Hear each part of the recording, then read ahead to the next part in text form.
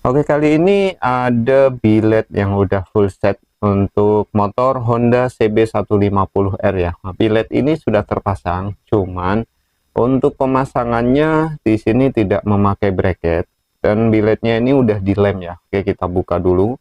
Nah, untuk billetnya ini nggak bisa disetting untuk naik turun ya. Jadi dari pemiliknya ini untuk settingan billet cahayanya terlalu tinggi, jadi silau ya ke pengendara lain, dan udah nggak bisa disetting karena untuk pemasangannya ini dilem langsung ya tanpa menggunakan bracket besi.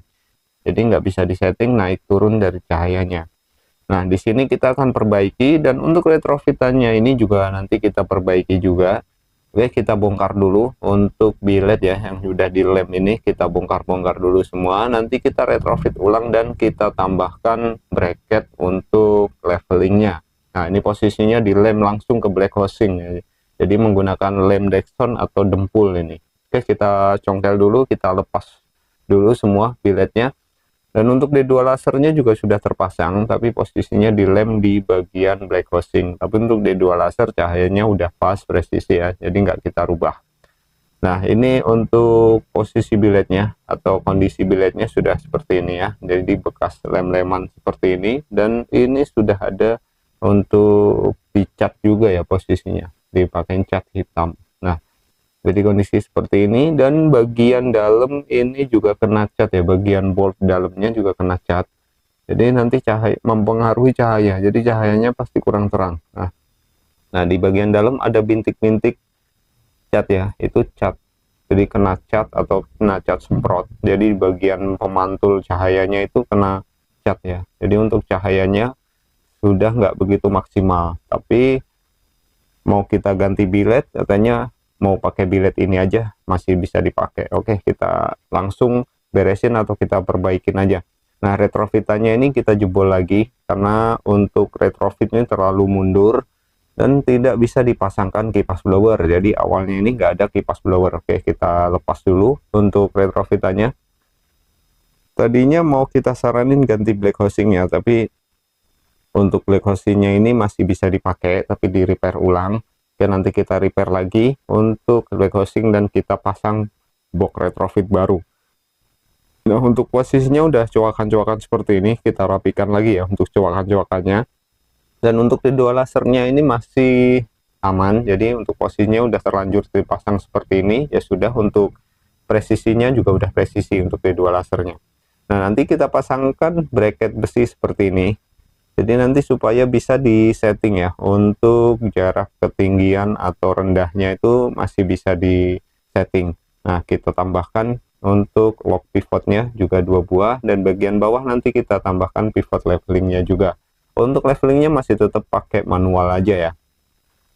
Oke, kita rapiin dulu untuk bagian pencowakannya ini, kita rapiin, kita agak besaran dikit, nanti kita pasang box. Atau untuk boxnya kita nanti kita pilih untuk ukuran sekitar 7-8 cm, kita pakai box ukuran X3 ya. Nah, ini box X3.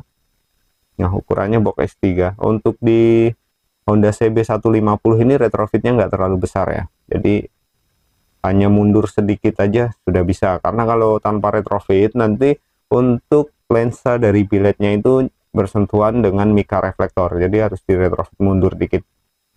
Oke, kita ukur dulu untuk panjang yang akan kita potong ya.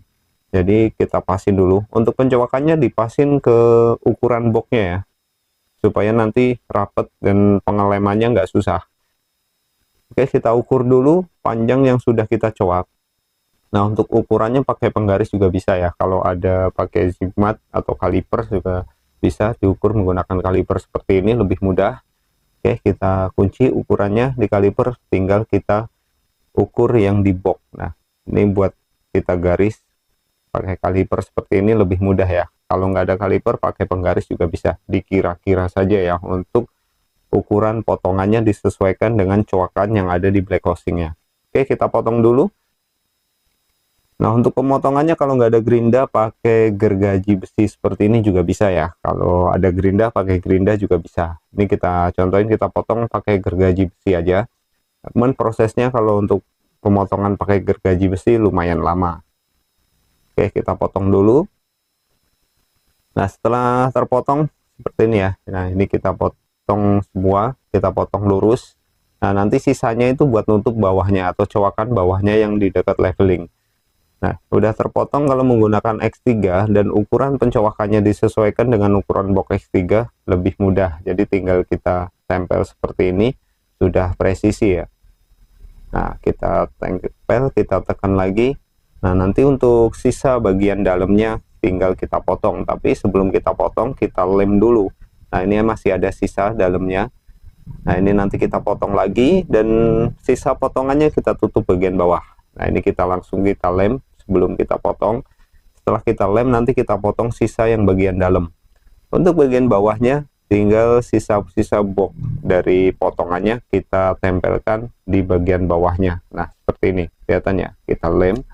Nah, nanti untuk pengeleman awal ini menggunakan lem Korea dan nanti selanjutnya menggunakan lem Dexton aja cukup ya, atau dempul juga bisa. Oke, sudah, kita beresin dulu, kita potong, nanti kita lem menggunakan lem Dexton. Nah, sisanya kita potong. Untuk pemotongannya menggunakan karter aja juga bisa. Jadi untuk potong menggunakan karter bisa dipanasin dulu ya. Untuk boxnya ini dipanasin menggunakan korek atau heat gun baru dipotong. Nah, ini udah potong. Nah, pengelemannya kita menggunakan lem Dexton aja ya, lem campur itu yang hitam dan putih. Oke, kita campur, nanti kita lem menyeluruh ya, di bagian sambungan-sambungannya kita lem.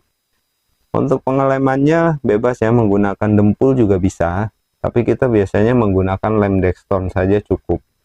Oke, kita lem sedikit demi sedikit di bagian sambungan-sambungan boxnya. Nah, usahakan pengelemannya rapi ya, jadi jangan sampai ada celah air masuk. Jadi nanti setelah dipasang biar rapat semua untuk penyambungan boxnya ini, jadi air nggak masuk. Nah, ini udah kita beresin lemnya sekeliling, dari dalam dan dari luar juga kita lem juga. Nah, nanti selesai kita amplas lagi dan selanjutnya kita cat ulang. Untuk kipas blower kita tempelkan di bagian belakang ya. Nah, ini retrofitnya udah nggak terlalu tinggi, jadi masih bisa dipasangkan untuk kipas blower di bagian belakang. Nah, kipas blowernya juga kita lem di bagian belakang, kita taruh di luar saja. Nah, jadi nanti untuk lubang kabelnya kita bikinkan lubang lagi untuk jalan kabel keluarnya. Nah, setelah beres semua, ini udah kita cat. Nah, udah kita cat. Jadi untuk kipas blowernya kita taruh di bagian belakang, di bagian luar, kabelnya di luar, nanti sambungannya di luar. Untuk seronnya kita taruh atas untuk modul seron, dan ini colokan menuju lampu seron ya. Nanti untuk pemasangannya kita akan rakit dulu. Nah, ini biletnya kita bongkarin dulu semua. Jadi tadi ada pembersihan dari bilet-biletnya karena masih kena banyak banget lem, jadi kita bersihin dulu. Nah, untuk pemasangan ke bracket ini kita balik ya, posisinya dibalik. Yang tadinya di atas, untuk posisi biletnya itu posisinya di luarnya bracket, ini kita rubah di dalam karena ukurannya mentok ke mika reflektor ya tadi. Nah, jadi kita copot dulu bagian reflektor atau proyektornya, kita copot dulu. Nah, kita balik posisinya, pasang lewat belakang seperti ini, dan kita baut di keempat sisinya. Nah, bautnya pakai baut ukuran 4 mili ya, pakai baut ukuran 4 mili atau kuncinya ukuran kunci 6 mili. Nah, oke, semua kita baut bagian atas dan bawah di keempat lubangnya, kita baut dan kita mur di bagian belakangnya. Usahakan pemasangannya kenceng, jadi supaya tidak geser atau goyang nanti biletnya saat sudah dipasang di motor. Nah, udah seperti ini, keempat sisinya kita pasangkan baut. Oke, bagian bawah kita pasang baut juga ya. Nah, jadi posisinya bracketnya ini di bagian dalam ya nanti. Nah, oke, kita pasang dulu, kita kencengin bautnya. Untuk pemasangan baut jangan terlalu kencang dulu, nanti ada settingan untuk cahaya. Nah, bagian belakang atau bagian lensanya ini, nah ini kita pasangkan devil ya, devil kita rapiin lagi, devil dirapiin lagi, nanti terakhir tinggal kita pasang. Nah, untuk pemasangannya di bagian atas untuk framenya ini kita coak sedikit ya, karena nyangkut di bagian bracket. Jadi bagian atasnya aja kita coak sedikit supaya bisa masuk dan bisa dibaut. Oke, kabel devilnya kita masukin bagian sini. Nah, ini kabel devil. Kita rapiin dulu kabel devil dan kita pasangkan untuk lensanya. Nah, kita rapiin kabel devil melalui bawah dan lensanya kita pasang dan kita mur lagi. Untuk pemasangan devil bisa menggunakan lem atau double tip juga bisa ya. Oke, kita pasang lagi baut-bautnya di keempat sisi. Dan nanti selanjutnya kita pasangkan leveling dan lock levelingnya untuk pemasangan di black housing ya. Untuk presisi cahaya nanti juga kita atur juga. Jadi pasang bautnya ini jangan terlalu kenceng dulu sebelum diatur untuk presisi cahayanya. Oke, kita pasangin dulu semua baut-bautnya, kita balikin lagi. Nah, jadi posisinya dari belakang pemasangannya. Nah, ini untuk lock pivotnya kita pasang juga. Untuk lock pivotnya juga bisa pakai yang standar bawaan motornya ya. Nah, kita pasang lock pivot dan bagian pivot bawah, pivot leveling juga kita pasang. Nah, untuk bracket seperti ini nanti locknya kendor. Untuk surroundnya ini nanti kita potong lagi ya, karena posisinya masih terlalu maju dan ini udah banyak cowakan. Nanti kita rapiin lagi supaya surroundnya ini agak mundur lagi. Kalau nggak mundur nanti mentok ke bagian mika reflektor, jadi harus kita potong lagi untuk surroundnya. Untuk surroundnya kita diameternya ini kita press ya, press ke bagian frame dari proyektor supaya nanti nggak copot. Oke, udah beres semua, bracket sudah terpasang. Nah, baut-bautnya juga sudah terpasang, lock pivot juga sudah terpasang. Jangan lupa lock pivotnya dilem ya, biar nggak kendor. Nah, bagian pivot bawah ini pasti kendor untuk bracket seperti ini. Jadi harus kita bikin ganjel lagi ya. Ganjel ukurannya lubangnya segi 4 atau persegi panjang lubang ini kita sesuaiin. Jadi untuk pengganjalan aja supaya pivot levelingnya ini nggak kendor. Oke, langsung aja kita pasang dulu. Untuk jalur kabel-kabelnya ini kita lewatkan, kita kasih lubang lagi. Nah, untuk pemasangan lubang di bagian bawah ya. Nah, di sini bagian bawah ini udah kita kasih lubang. Nah, lubang untuk jalan kabel keluar. Nah, surroundnya sudah terpotong. Kita sisain sekitar 2 cm ya. Sekitar 2 cm karena sudah ada banyak pencowakan. Jadi kita rapiin lagi. Nah, bikin rata ukuran 2 cm aja, kita sisain 2 cm dan kita pasangkan. Nah, ini pasangannya harus press ya di bagian lingkaran dari proyektornya ini supaya nggak kendor atau copot. Karena untuk surroundnya ini nggak ada baut, jadi tinggal kita lock aja. Oke, kita pasang dulu. Nah, untuk pemasangannya tinggal kita putar bagian leveling manualnya. Nah, biar ngikat ke bagian pivot leveling. Oke, kita putar dulu. Nanti tinggal kita lock bagian atas. Untuk locknya tinggal didorong aja ya, karena locknya sama seperti standarnya, jadi tanpa penggunaan baut. Untuk di motor-motor lain seperti Vario menggunakan baut, tapi untuk di CB ini nggak pakai baut ya, tinggal di lock aja. Kalau locknya ini pas, presisi, kuat, nggak bakalan copot. Nah, oke, kita pasin dulu dari kedua sisinya, kanan kiri. Nah, udah pas seperti ini, baru kita dorong. Tinggal didorong aja sudah ngunci. Oke, tinggal kita dorong atau kita tekan seperti ini sudah mengunci.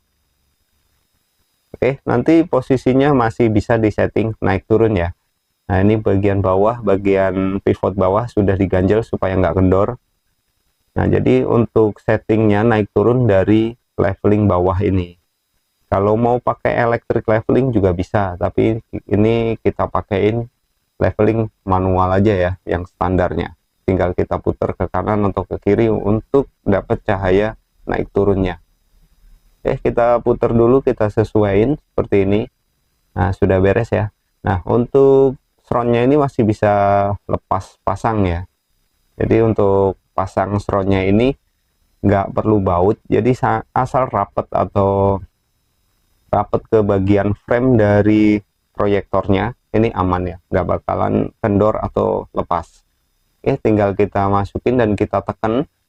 Kalau kiranya kendor, bisa dikasih lem dikit juga bisa. Nah, kita pasin dulu.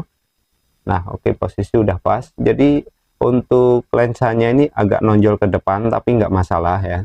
Karena kalau framenya ini tadinya dipotong 3 cm bisa, cuman udah banyak coakan, jadi kita bikin 2 cm aja. Sebenarnya disisain 3 cm juga masih aman ya, karena udah pakai bracket seperti ini, dan posisi pemasangan biletnya dari belakang nggak nyangkut. Nah, ini kumpulan kabel-kabelnya udah lewat lubang, dan kabel dari blower juga di luar, nanti tinggal kita sambung atau kita gabungin jalur-jalur kabelnya. Oke, sudah beres semua, saatnya kita atur presisi cahaya ya. Untuk atur presisi cahaya seperti ini. Jadi untuk presisi cahaya seperti biasa kita siapkan untuk water pass. Jadi kita nyalain lampu utama, kita taruh water pass, tapi sebelum kita taruh water pass, kita harus ada sudut pantul yang presisi rata-rata air. Contoh di sini pakai etalase ini udah posisinya udah rata-rata air, jadi tinggal kita nyalain lampunya dan kita water pass.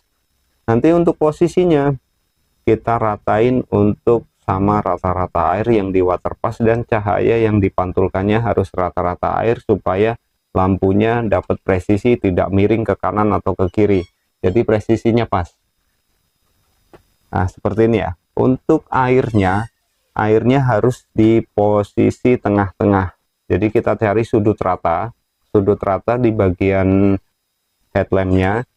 Nah, ini airnya harus di tengah-tengah, dan cahaya pantulnya harus di tengah-tengah presisi rata-rata air. Nah, contoh seperti ini. Nah, ini usahakan nggak miring. Kalau masih miring, bautnya bisa dikendorin dan dipresisiin lagi ya. Untuk setting cahayanya seperti itu. Nah, ini udah rata, airnya di tengah-tengah, dan cahaya pantulannya sudah lurus presisi rata-rata air. Nah, untuk cara setting presisinya seperti ini. Oke, sudah pas, tengah-tengah, udah rata. Ini posisi udah pas, presisi tengah-tengah. Dan selanjutnya tinggal kita beresin, bersihin, rapiin, dan kita tutup lagi mika reflektornya ya. Nah, untuk mika reflektornya tinggal kita beresin dan tutup. Nah, ini untuk mika reflektornya, bagian dalam kita bersihin dulu. Kalau masih banyak debu bisa divakum ya, kita lap atau divakum untuk bagian dalamnya supaya debu-debu tidak masuk. Nah, untuk mika reflektornya kita masih menggunakan mika reflektor yang lama ya. Oke, kita bersihin dulu. Cuman mika reflektornya sudah baret kena sron yang dari awal pemasangannya, tapi nggak masalah, masih bisa dipakai. Jadi posisinya ada baret yang kena benturan sron waktu awal pemasangan. Nah, posisi seperti ini udah aman, jadi masih jauh ya dari mika reflektor, jadi nggak nyangkut ke bagian mika reflektor atau nggak mentok. Selanjutnya tinggal kita pasang jalur-jalurnya.